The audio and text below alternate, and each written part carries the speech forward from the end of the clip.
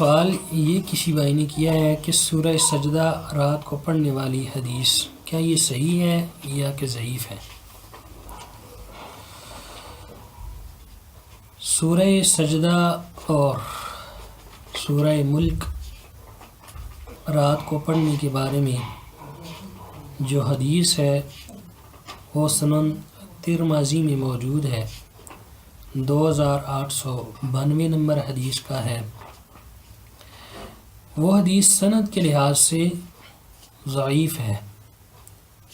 اس کی وجہ ضعف یہ ہے کہ اس کی سند میں ایک راوی ہیں ابو زبیر، وہ مدلس ہیں اور حدیث ہن کے ساتھ ہے، اور یہ مسلمہ اصول ہے، اصول حدیث کی کتابوں میں لکھا ہوا ہے کہ جب مدلس راوی ہن کے ساتھ حدیث بیان کرے تو وہ حدیث ضعیف ہوتی ہے۔